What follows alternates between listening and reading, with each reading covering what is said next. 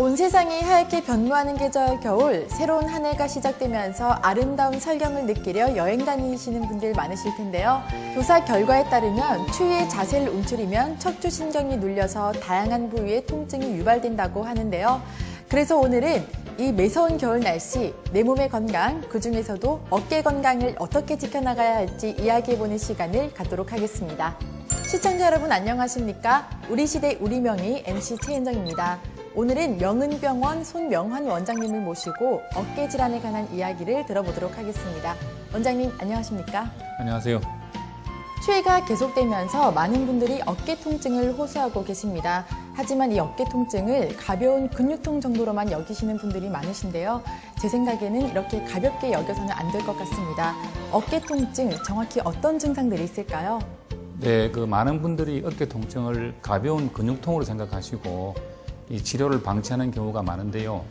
만약 어깨 통증이 근육통이 아닌 그 어깨 질환의 한 증상이고 이 증상이 악화된다면 심할 경우 어깨를 서지 못할 경우도 생깁니다.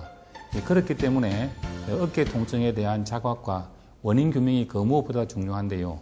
어깨 통증이라고 하는 것은 관절에 발생한 퇴행성 질환, 관절염 등을 포함하여 인대가 찢어지거나 손상된 경우, 또 근육의 파열, 이 근육에 발생한 근막 통증 증후군, 또 활액낭의 염증과 팽창, 이 주변 구조물에 의한 신경 눌림, 신경 손상과 관련해서 발생하는 어깨 부위 통증을 말합니다. 계속해서 어깨 질환에 대해서 알아보고 있는데요. 이 오십견은 많은 분들이 알고는 있지만 정확히 알고 계시는 분들은 없는 것 같습니다. 오십견이라는 어깨 질환은 정확히 어떤 증상일까요? 예, 제일 많은 병인데요. 보통 우리 어깨 질환이라고 하면 오십견을 떠올리는 환자들이 상당히 많습니다. 예, 하지만 이 오십견이라는 병은 병명이라기보다는 앞서 말씀드린 대로 주로 4 내지 50대의 어깨 통증과 함께 어깨 관절이 굳어가는 증상을 얘기하는 것입니다. 따라서 여러 가지 어깨 질환의 합병증으로 오십견이 발생할 수도 있고 이 잘못된 생활 습관이나 그 내과적인 원인으로도 발생할 수가 있습니다. 먼저 이 질환의 주된 증상은 먼저 막연한 통증이 수개월간 방치되고 모든 방향으로 어깨 관절 운동 범위에 제한이 오게 되는데요. 특히 1, 2년 사이에 저절로 회복이 되지만은 이 관절 운동 범위가 줄어드는 그러한 후유증이 남기도 합니다. 네, 계속해서 오십견에 대해서 이야기 나누고 있습니다. 오십견은 일상생활에서 오는 불편함이 크기 때문에 그 중요성도 매우 클 것 같은데요. 오십견을 치료하는 방법은 어떻게 될까요? 네, 오십견의 치료 방법에는 크게는 약물치료, 주사치료, 물리치료, 운동치료, 이 수술적 치료를 나눌 수가 있는데요. 보통 초기의 경우에는 우리가 비수술적인 치료가 잘 됩니다. 즉, 통증과 염증을 감소시키는 대로 중점을 두어서 약물치료나 주사치료, 물리치료 및 운동치료 시행하게 되고 대부분의 환자들은 이러한 비수술적인 치료에 호전을 보이게 되지만은 이러한 치료에도 통증이 호전되지 않고 증상이 심해지거나 운동치료를 효과적으로 시행할 수 없을 때는 이제 수술 치료를 하게 되죠. 과거에는 이제 수술 부위를 크게 절개하여 수술을 했지만은 최근에는 이 관절 내시경을 이용해서 장암 구멍을 뚫어서 그걸 통해서 관절 안을 직접 보면서 줄어든 관절낭을 풀어주는 수술을 하게 됩니다. 이러한 수술법은 합병증이 적고 수술 후에 재활치료가 빨라 좋은 결과를 보실 수가 있게 되겠습니다. 네, 그렇군요. 그러면 어렸을 때, 특히 젊을 때 어깨가 한 번 빠지면 계속 빠지게 되는 어깨 탈구도 어깨 질환의 한 종류일까요?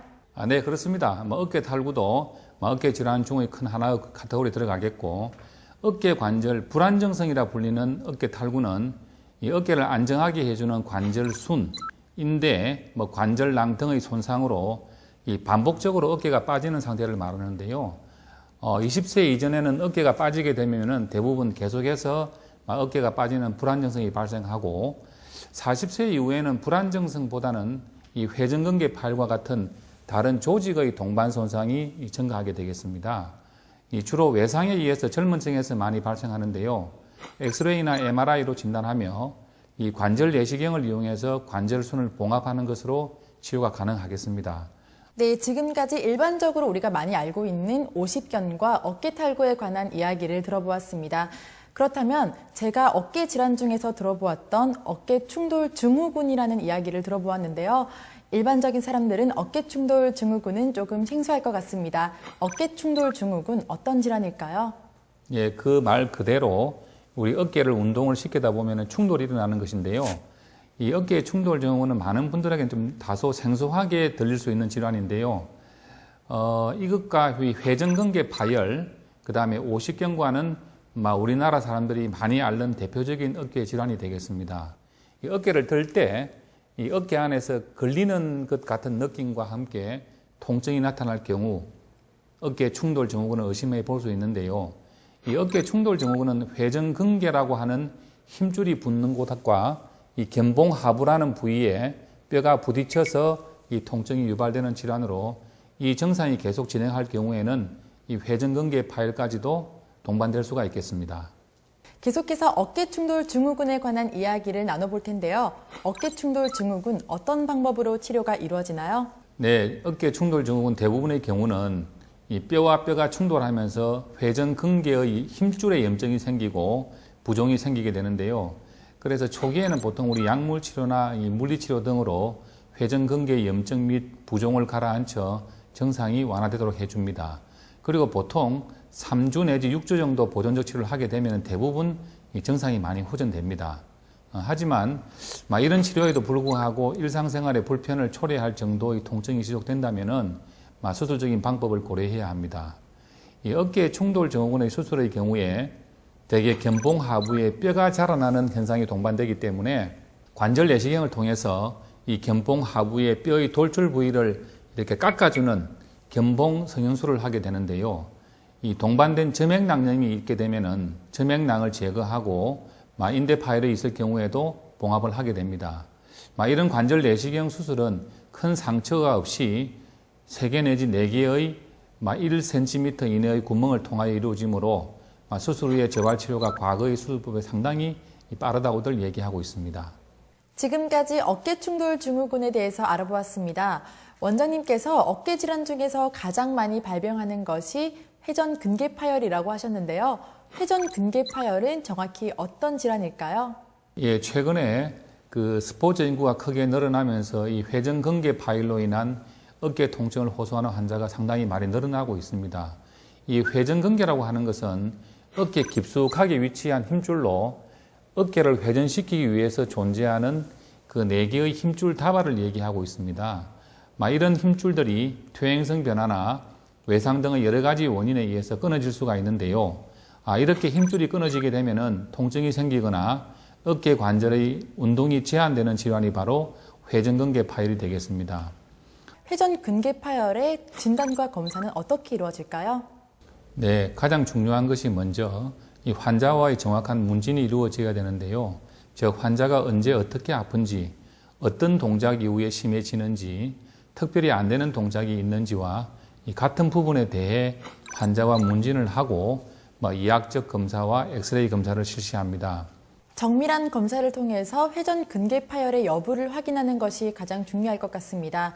그러면 검사와 진단을 통해서 회전근개파열이 확진될 경우 어떤 방법으로 치료가 이루어질까요? 네, 어려운 질문인데요. 이 회전근개의 파열의 치료에는 일부 두께만 파열된 경우와 이 전체가 다 파열된 경우로 나누어 볼 수가 있는데요.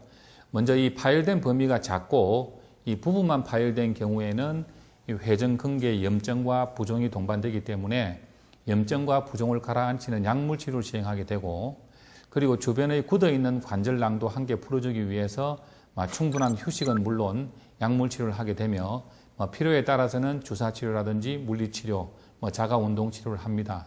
하지만 이 오랫동안 보존적인 치료를 해도 이 증상이 호전되지 않거나 완전 파열인 경우에는 결국은 이제 우리가 수술적 치료를 고려하게 되는데요. 최근에는 대부분 관절 내시경을 사용해서 수술을 하게 됩니다. 이런 관절 내시경을 통해서 수술을 하게 되면은 개방해서 즉 관을적으로 수술하는 것보다 훨씬 더 좋은 시야를 유지하고 이 멀리까지 볼 수 있어서 정확한 봉합이 가능하고 수술 후에 빠른 재활 치료를 할 수가 있습니다. 다음 사진들은 즉 우리가 관절 내시경을 통해서 본 이 파열된 회전근개의 봉합 과정입니다. 이 좌측에 보이는 사진은 이제 수술 전 들어가서 우리가 관절 내시경으로 이 회전근개가 파열된 양상을 보여주고 있는 소견이고, 오른쪽에 있는 사진은 저희가 관절 내시경을 통해서 이 회전근개를 이렇게 파란 실 보이듯이 봉합을 하고 난 후에 엑스레이가 되겠습니다. 네, 지금까지 회전 근개 파열이 무엇인지 그리고 그 증상과 치료 방법까지 알아보았습니다. 그럼 이제부터 석회성 건염에 대해서 한번 알아볼까 하는데요. 원장님, 석회성 건염, 그 이름을 미루어 짐작해보면 어깨에 석회가 생겨서 생기는 질환이 아닐까 싶은데요. 제 생각이 맞는 건가요? 네, 맞습니다. 예. 우리 석회성 건염은 쉽게 설명하게 되면은 염증과 더불어서 어깨에 이 돌이 생겼다고 보시면 되는데요. 즉, 다시 말하면 혈액 공급이 줄어들면서 어깨 안에 있는 회전근개 힘줄 안에 이 석회성 물질이 쌓여서 심한 통증을 일으키는 그 질환을 우리 보통 석회성 건염 혹은 석회화 건염이라고 합니다. 이 석회성 건염은 엑스레이로 힘줄 안의 석회성 물질을 확인하여 진단할 수가 있습니다.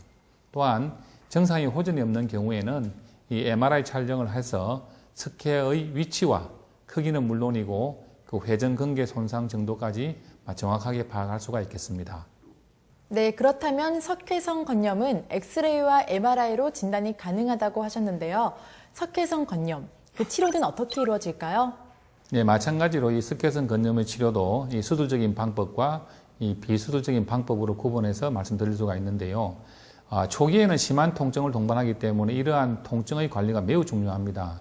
그래서 이 석회성 건염 초기 증상에서는 우리가 보통 약물 치료와 국소 치료, 주사 치료를 시행하게 되고, 하지만 이 석회화 덩어리가 아주 크거나 이 보존적인 치료를 해도 어깨 통증이 호전되지 않을 경우에는, 그리고 계속해서 재발하는 경우에는 결국에는 이제 수술적 치료를 고려하게 됩니다. 이 수술은 또한 관절 내시경으로 2 내지 3개 정도의 작은 성처를 통해서 석회를 제거하고, 석회 제거 시에 발생되는 그 회전근개의 큰 결손부가 생기게 되면은 그곳을 봉합을 하게 되고, 슬라이드를 보시면은 이 지금 보시는 사진은 그 석회성 건염 실제 치료 환자의 모습인데요. 먼저 엑스레이 소견을 보면은 왼쪽에 보시게 되면은 오른쪽 경관절 주위에 우리 상완 골두 쪽에 이렇게 보이는 이 골극, 즉 석회화된 소견이 보이고요. 그 다음 소견은 이제 관절 내시경 소견으로서 이 좌측에 보시면은 이 관절 내시경을 통해서 하얗게 보이는 저 부분이 우리 어깨 관절 안에 있는 석회화된 부분이겠고요. 마지막 오른쪽 사진을 보시면은 그 석회를 제거하고 회전근개의 파열이 있는 경우에 봉합을 하고 난 후에 사진이 되겠습니다. 이렇게 이 관절 내시경을 통해서 시술을 하고 난 후에 보통 환자분들의 많이 증상이 좋아지게 되고 또 석회화 물질이 제거되었기 때문에 이 환자분들이 정신적으로도 많은 도움을 볼 수 있고 또 시술 후에는 우리가 재활치료를 통해서 일상생활의 복귀가 가능할 것으로 판단됩니다. 원장님의 명쾌한 답변 감사드립니다. 원장님, 마지막으로 시청자 여러분께 당부의 말씀 부탁드립니다. 이 어깨 통증의 원인은 아주 다양하므로 이 조기에 진료를 받고 정확한 원인을 파악한 이후에 거기에 따른 맞춤형 치료를 하는 것이 대단히 중요합니다. 그리고 평소 어깨 질환을 예방하기 위해서 꾸준한 어깨 스트레칭 운동과 함께 운동 전후에는 반드시 충분한 준비 운동으로 어깨에 무리가 가지 않도록 해주는 것이 중요하겠습니다. 특히 이 구부정한 자세는 어깨에 좋지 않고 허리를 곧게 펴고 생활하시면서 어깨에 통증이 느껴질 경우에는 이 나아지겠지 하고 시간만 보내지 말고 반드시 이 전문의와 상담을 통해서 이 건강한 어깨를 지켜나가는 것이 상당히 중요할 것으로 판단됩니다. 네, 오늘 이 시간에는 어깨 질환의 종류와 치료 방법에 대해서 원장님과 함께 알아보았습니다. 원장님, 오늘 좋은 말씀 감사드립니다. 네, 수고하시고 감사합니다. 어깨 통증 겪어본 사람만이 안다고 하는데요. 방송을 보시고도 아직까지 단순히 나의 탓으로만 돌리고 있으신 분들 없으시겠죠? 오늘 저희가 준비한 내용은 여기까지고요. 다음 이 시간에는 더욱더 알찬 정보를 가지고 찾아뵙도록 하겠습니다. 시청자 여러분 고맙습니다.